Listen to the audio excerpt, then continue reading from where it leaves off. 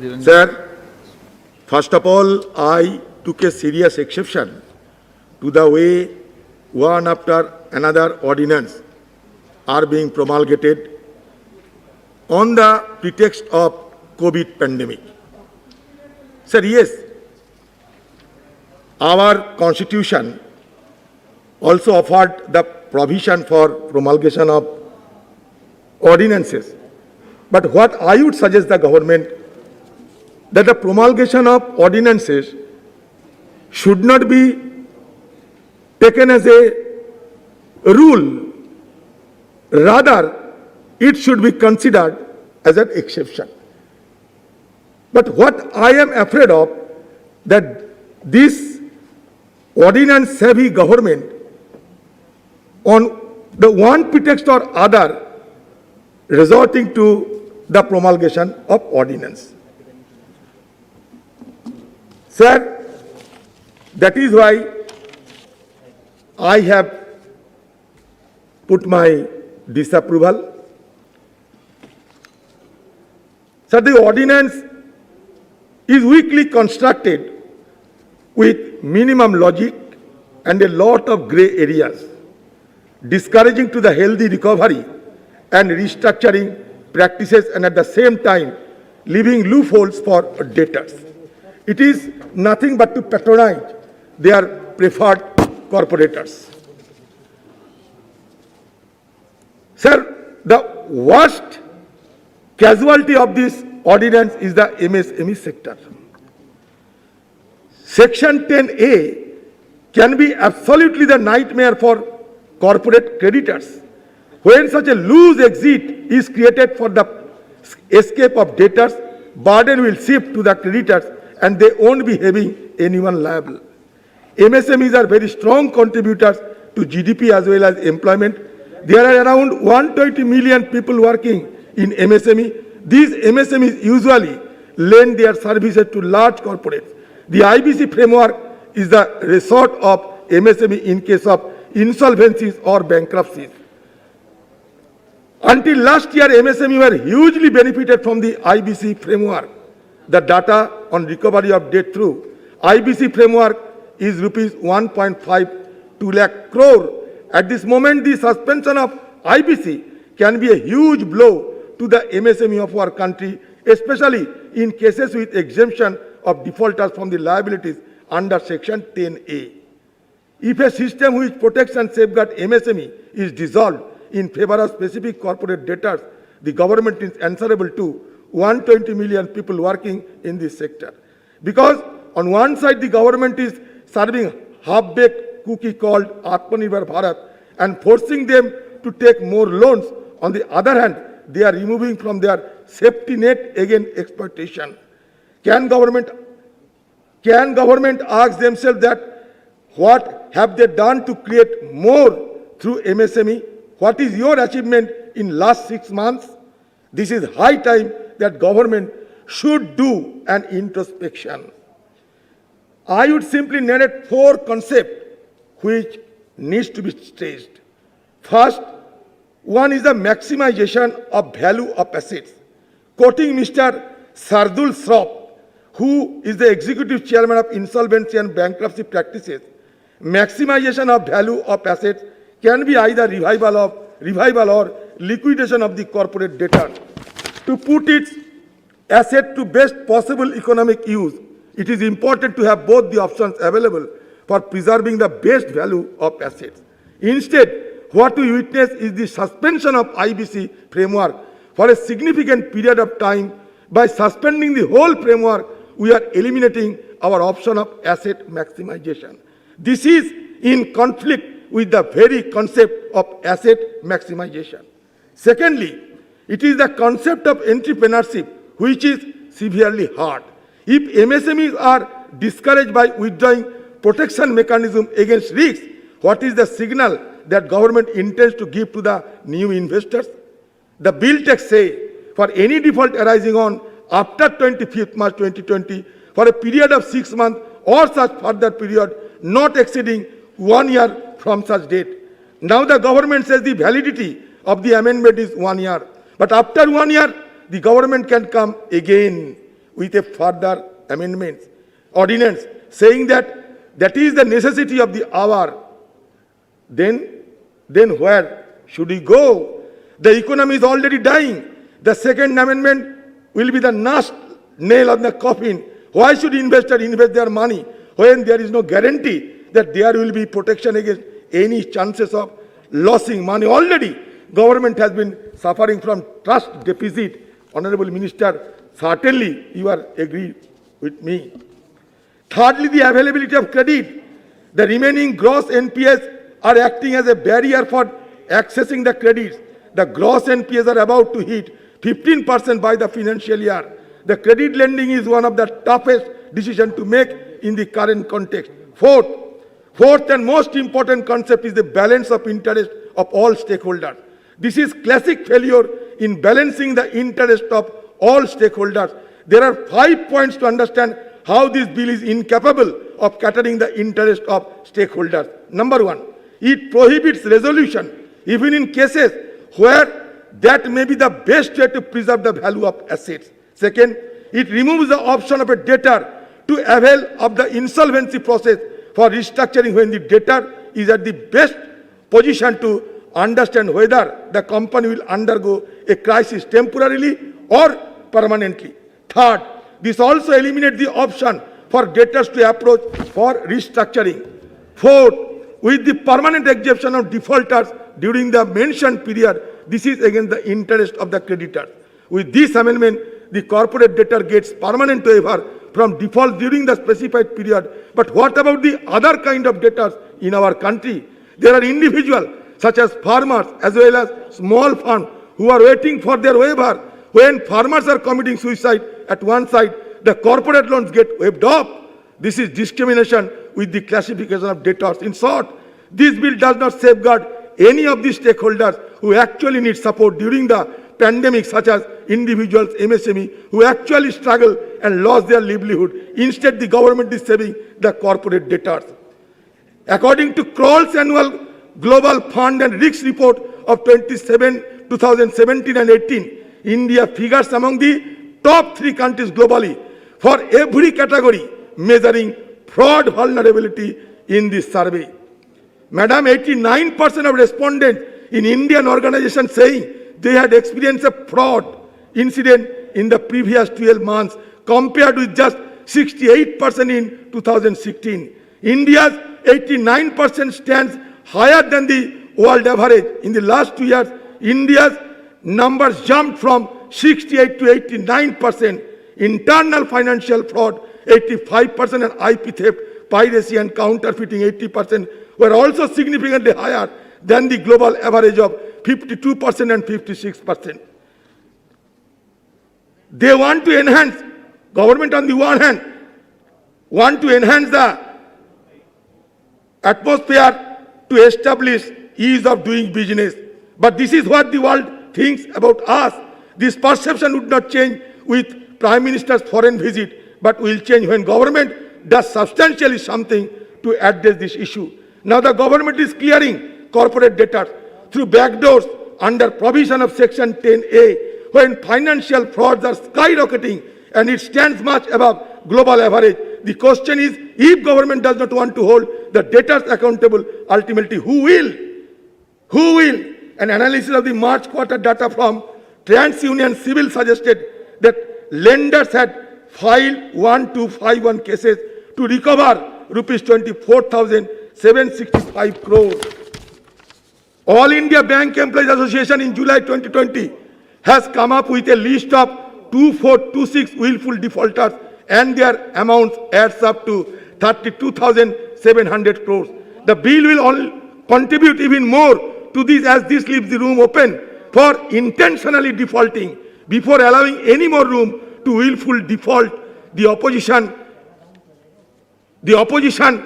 as an opposition member, we demand government to bring back our people's money who are already with defaulters. Our country requires 65,000 crores and government is searching for selling public sector undertaking one by one.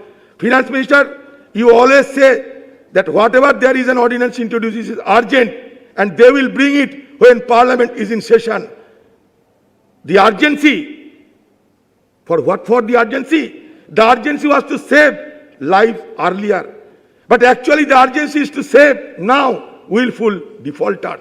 Provision for this was included in the ordinance promulgated on June 5. Will the Finance Minister hold the responsibility from intentional default caused from 5 June to 20th September? This is important to reiterate that the urgency was to pave a way of escape for international defaulting. Madam, for your convenience, I would like to cite some figures before you. In so far as status of application for initiation CIRP is concerned, in the event of a default, creditor-debtor can apply to the National Company Law Tribunal for initiating CIRP. But what is the record of CIRP? The provision of code in relation to CIRP come into force on December 1, 2016. As of June 2020, CIRP has been initiated in case of 3911 application. Out of these, 2108 CIRPs are yet to be completed. Of the 1803 CIRP completed, 955 resulted in liquidation. Resolution plan was approved in 250 cases, only 14%, and 598 cases were closed by appeal, review, settlement, or withdrawal, 32%. The Insolvency and Bankruptcy Board of India noted that in cases of CIRP resulting in liquidation in about 73% cases, the economic value of the corporate debtor had already eroded significantly before they were admitted into CIRP. I will give you a figure that in the year 2016-17, 37 applications accepted, but liquidation was only 0. Pending at the end of the period 36. Till 2020-21, out of total 3911 application admitted, appeal, reviews, settled, withdrawn number 598, approval of resolution plan only 250, liquidation only 955, pending at the end of the period is 2108. This is the performance under your leadership. It's an absolutely poor and dismal performances. Time taken for the completion of CIRP. This is also very alarming. The court provides for time-bound resolution of insolvency. The committee of creditors must approve a resolution plan, and the resolution process must be completed within 180 days. This may be extended by a period of up to 90 days. If the extension is approved by NCLT, IDBI noted that average time taken for completion of 955 liquidation cases is 312 days. Average time taken for completion 250 cases in which resolution plan was accepted is mind-boggling 423 days. As of June 2020, of the 2108 CIRPs yet to be completed, 1094, that is 52%, have continued for more than 270 days. 270 days, number of CIRP 1094. 180 days to 270 days, number of CIRP 539. 90 days to 190 days, number of CIRP 402. 90 days 73, total 2108. In so far as initiator of CIRP, the code allows the creditors as well as the corporate debtor to initiate CIRP. The code classifies creditors between financial and operational creditors based on the type of liability owed to them. As of June 2020, of the 3911 CIRP application admitted, 1961 applications were initiated by the financial creditor, that is 50%. 1690 applications were initiated by operational creditor, that is 43%. And 260 applications were initiated by the corporate debtor itself, only 7%. Recovery of claims under CIRP, most important. In 250 cases where resolution plan was accepted, the debtors owed rupees 4.71 lakh crore on aggregate. Out of this, creditors could recover rupees 196 lakh crore, 42%. IBBI noted that the value of asset of these 250 corporate debtors was only rupees 1.03 lakh crore when they entered CIRP. Hence, the value recovered is about ludicrous 191%, of the realizable value. In 952 cases where liquidation was initiated, data not available for other three. The debtors owed rupees 5.3 lakh crore to creditors on aggregate. IBBI noted that these 952 corporate debtors had assets valued at rupees 0.38 lakh crore when they entered CIRP. As of June 30, 2020, only 88 corporate debtors have been completely liquidated. These 88 debtors together had outstanding claims of 11,512 crore. The asset of these 88 debtors valued rupees 181 crore when they entered CIRP. Rupees 192 crore was realized through liquidation of this company. That is 1.7% of total claim. This is the performance of your ministry, madam.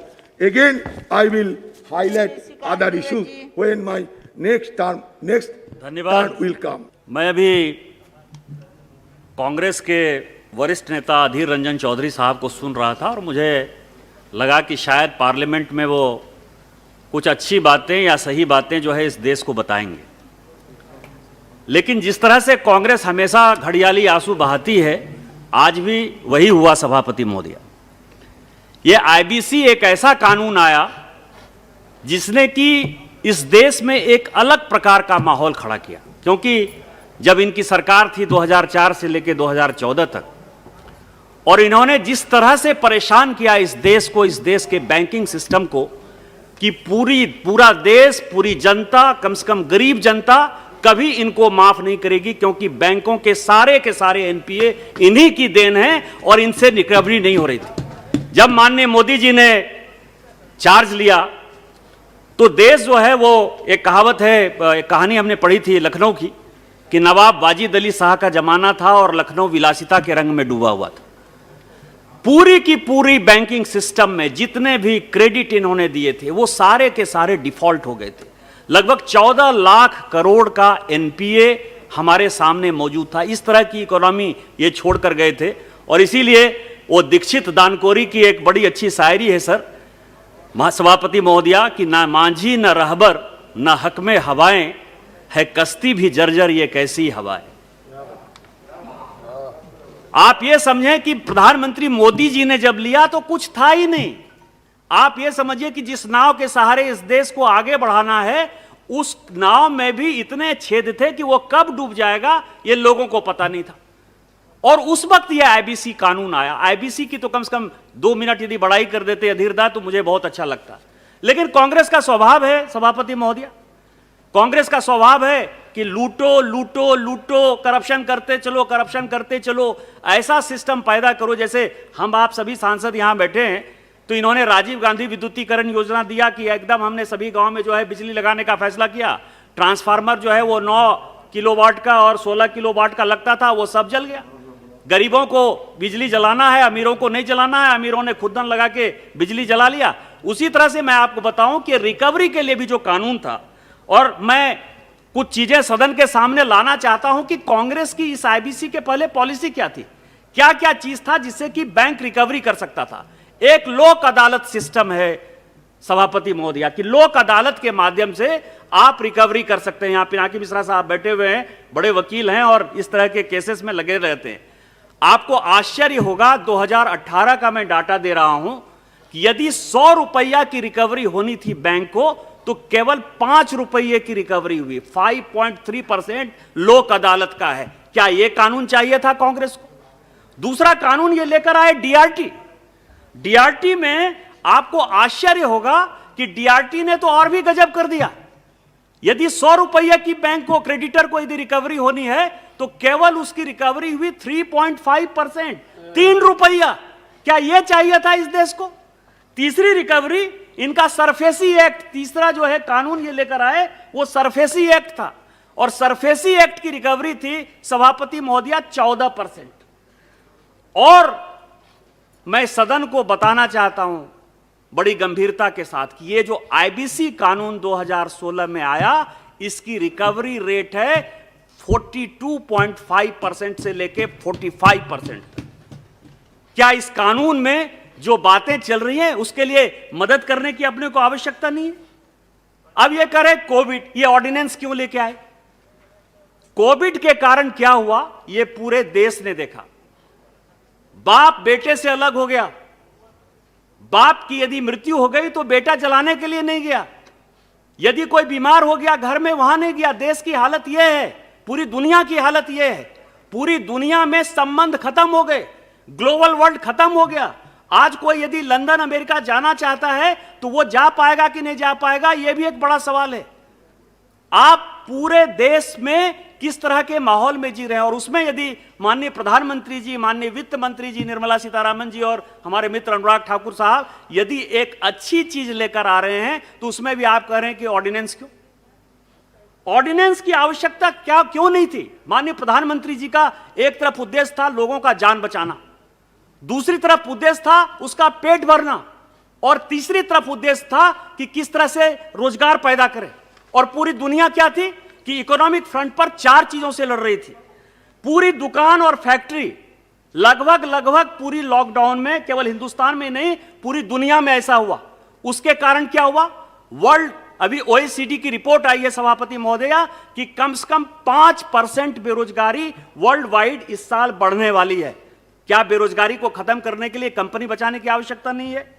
दूसरा क्या है कि international trade जो है उसका जो cost है वो 25% बढ़ने वाला, और उसका बढ़ने का कारण क्या है कि पूरे बॉर्डर सील है, पूरा का पूरा इकोनॉमी जो है वो सील हो गया। आज भी इंटर स्टेट मूवमेंट में जो है सभी लोगों को परेशानी होती है। यदि इंटर स्टेट मूवमेंट में परेशानी है तो वर्ल्ड वाइड और जगह परेशानी है, तो 25% उसका कॉस्ट बढ़ने वाला है।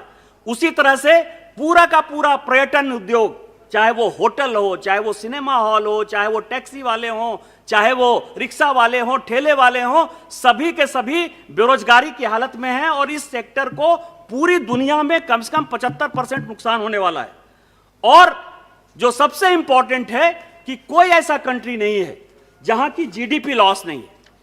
और पूरी दुनिया में जो विकसित देश हैं जैसे यूएस है, यूएस ने अपनी इकोनॉमी में $2 ट्रिलियन जो है अपनी इकोनॉमी में दिया। उसी तरह से चाइना ने दिया। यदि आप सारे कानून की बात करेंगे तो मैं आपको बताऊं कि भारत, यूनाइटेड किंगडम ने, यूके ने पूरा मोरेटोरियम जो है लागू कर दिया कि जब तक ये कोविड का मामला चल रहा है 31 दिसंबर तक वो पूरा मोरेटोरियम होगा। जर्मनी ने टेम्पोररी सस्पेंड कर दिया इंसॉल्वेंसी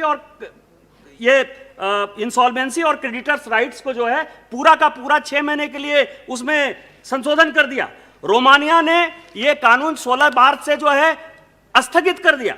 उसी तरह न्यूजीलैंड ने, मैं आपको बताऊं कि जितने देश हैं उन सभी देशों ने इस तरह का कानून लागू किया। तो भारत को क्या करना था? भारत ने यह सेक्शन 7 में, सेक्शन 9 में, सेक्शन 10 में संशोधन किया। और संशोधन यह किया कि जो फाइनेंशियल क्रेडिटर्स हैं या जो ऑपरेशनल क्रेडिटर्स हैं या जो कॉर्पोरेट डेब्टर हैं, इन सबों के बीच में किस तरह का सामंजस्य लाया जाए। क्योंकि यदि मान लीजिए आज कोई कंपनी यदि इंसॉल्वेंसी में जाती है और हमने आपको बताया कि हम 45% तक जो है उससे पैसा रिकवर कर पाए, तो आज जब पूरी इकोनॉमी पूरी ठंडी हो गई, किसी के पास कोई पैसा नहीं है, ना कोई फॉरेन का आपका इन्वेस्टर यहां आने को तैयार है, ना इंडियन इन्वेस्टर यहां आने को तैयार है, बैंकिंग सिस्टम में जो है कोई काम करने को तैयार नहीं है, उसको ये पता नहीं है कि ये कंपनी हम ले लेंगे तो कोविड के बाद ये चल पाएगा कि नहीं चल पाएगा, बीच में नहीं हो पाएगा। तो क्या आपको लगता है कि हम 100 रुपया का चीज जो है इन्हीं की तरह DRT में और सरफेसी एक्ट लगा के 5 रुपये में बेच दें? और इस कारण से, और आपको ध्यान हो कि इसी पार्लियामेंट ने मार्च के महीने में एक बड़ा संशोधन जो है इंसॉल्वेंसी एक्ट में किया था। और हमने यह सोचा था कि हम इस इंसॉल्वेंसी एक्ट से, जो आप कह रहे थे कि 270 दिन किस तरह से जल्दी से सुविधा हो जाए, किस तरह से लोगों को रोजगार मिल जाए, वो सारी व्यवस्था सरकार ने की थी। लेकिन जिस तरह से यह सिचुएशन पैदा हुआ उसमें भारत सरकार के पास किस तरह की चीजें मौजूद थी। और जो CRP की बात कर रहे हैं आप, इस देश में एक बड़ा घटिया तरह का माहौल चल रहा है। और वो माहौल यह है कि अभी आपने देखा होगा कि सरकार ने एक जो प्रोफेशनल कंपनी में इस तरह के जो प्रोफेशनल RP जो नियुक्त करते हैं, जो CRP की बात कर रहे थे, उसके यहां रेड हुआ और उस रेड में किस तरह का पता चल रहा है, वो एक भारत सरकार के लिए एक बड़ी सोचनीय बात है। तो आप क्या सोचते हैं कि उनको अधिकार देके 66 एक्ट में यदि संशोधन नहीं करते तो आरपी जो है किसी भी कंपनी को किसी तरह से बेच सकता था? क्या आप लिक्विडेशन में कंपनी को ले जाना चाहते हैं? यदि एनसीएलटी के माध्यम से आईबीसी कोड के अलावा यदि यह लिक्विडेशन में चलता है तो मैं पूरे सदन से पूछना चाहता हूं कि लिक्विडेशन में कंपनी को कितना पैसा मिलता है, कितनी वापसी होती है? लिक्विडेशन का जो लेवल है वो 8%, 9%, 10% से ज्यादा हो ही नहीं सकता है। तो क्या आप चाहते थे कि यह कानून में संशोधन नहीं हो और लिक्विडेशन में चला जाए? मेरा सवाल जो है ये है, और आप जो कह रहे थे केसेस की बात कर रहे थे, इस आईबीसी कोड में क्या हुआ ये मैं सभापति महोदय आपके माध्यम से अधीर रंजन चौधरी साहब को बताना चाहता हूं कि ये सेक्शन 7 में लिस्ट होने के पहले, आपको बताऊं सेक्शन 7 में लिस्ट होने के पहले 27,000 इस देश में ऐसे केस थे जो कि सेक्शन 7 लागू करने का मौका ही नहीं मिला। उसके पहले ही जो है कम से कम 2 लाख करोड़ की रिकवरी जो है इस सेक्शन के कारण हो गई। इस एक्ट के आने के बाद सेक्शन 9 में कंपनी को सेक्शन 7 के बाद जब सेक्शन 9 में जाने की बात आई तो उसमें से 12,000 ऐसी कंपनी है जो सेक्शन 9 के पहले ही उसकी पूरी रिकवरी हो गई। और उसी तरह से सेक्शन 10 में लगभग 140 ऐसी कंपनी है जो सेक्शन 10 लागू होने के पहले ही हो गई। इतना बढ़िया एक्ट है। और उस एक्ट में जो ये मॉरिटोरियम है सभापति महोदय, वो मॉरिटोरियम ये है कि उसके कारण कंपनी बचेगी, लोगों का रोजगार बचेगा, बैंकों का पैसा बचेगा, और ऑपरेशनल जो क्रेडिटर हैं, और ये जो एमएसएमई की बात कर रहे हैं, एमएसएमई में ये जनता को गुमराह कर रहे हैं सभापति महोदय। 1 करोड़ से नीचे के जो लोग हैं वो किसी भी आईबीसी के दायरे में आते ही नहीं है, और उनके लिए आरबीआई में या कॉम्प्रोमाइज फॉर्मूला के तहत कई कॉर्पोरेट लॉ में ऐसे कानून हैं जिसके माध्यम से वो अपनी रिकवरी कर सकते हैं। लेकिन मैं अंत में अपनी एक बात कहकर जो है समाप्त करूंगा कि इन लोगों को जो है माननीय मोदी जी के ऊपर या इस देश में हिंदू सभ्यता संस्कृति के ऊपर जो है कोई फेथ नहीं है। मैं सभापति महोदय एक बात, मैं अभी जेरूसलम गया था और जेरूसलम में 3 रिलीजन है और इजिप्ट भी जाने का मौका मिला। यदि आप यहाँ कहिए कि गाय हमारी माता है, हम उसका दूध पीते हैं, गाय को मत काटो, तो लोगों को लगेगा कि हिंदू धर्म की बात है। मैं सभी को कहता हूं कि इजिप्ट का जो है वो कैरो का वो म्यूजियम देखना चाहिए कि जो वहां ममीज हैं उसमें गाय का जो है वो फोटो बना हुआ है और उसमें कहते हैं कि गाय मेरी माता है। वो पूरा का पूरा इस्लामिक कंट्री है। जेरूसलम में मॉस्क ऑफ अक्सा है सभापति महोदय, और वहां कहते हैं कि मोहम्मद साहब आए थे, कुरान उनको मिला था और उसके बाद एक पत्थर पर आए थे और वो स्वर्ग चले गए थे, या जहां भी जाते हैं भगवान जाते हैं, मतलब धर्म में आस्था है। उसके ठीक 300 फीट नीचे जो है ज्यूज हैं जो आज भी माथा पटकते हैं और कहते हैं कि यहां मेरे गॉड हैं, और उस गॉड के लिए वो वहां जाते हैं। उसी तरह से वहां ईसा मसीह का जो है वो क्रूसिफिकेशन हुआ, और वो फ्राइडे को क्रूसिफिकेशन होता है और संडे को जो है केवल 15-17 लोगों को ही पूरे दुनिया में वो मिलते हैं, लेकिन वो कहते हैं कि नहीं धर्म है। कोई भी उस धर्म के ऊपर क्वेश्चन नहीं करता कि ज्यूस ऐसा क्यों कहते हैं, मुस्लिम ऐसा क्यों कहते हैं, क्रिश्चियन ऐसा क्यों कहते हैं। लेकिन भारत में हमेशा चर्चा होगी कि अयोध्या में राम पैदा हुए, वो तुम बताओ, मतलब आस्था का सवाल है। उसी तरह से इस पूरे देश में जनता का विश्वास माननीय मोदी जी के ऊपर है, और ये वही ताकते हैं जो राम का इतिहास पूछने का कोशिश करते हैं। उस जनता के विश्वास को डिगाने के लिए ये इसी तरह की बातें करते हैं। मिस्टर मोदी में आस्था है, और मिस्टर मोदी जो भी काम कर रहे हैं वो देश को बनाने का काम कर रहे हैं। छोटे से लेके बड़े लोगों को कैसे बचाया जाए, कैसे इस कोविड से रक्षा की जाए, उसके लिए मैं सभी से आग्रह करूंगा कि आप इस कानून का दिल खोलकर समर्थन कीजिए। इन्हीं शब्दों के साथ जय हिंद, जय भारत।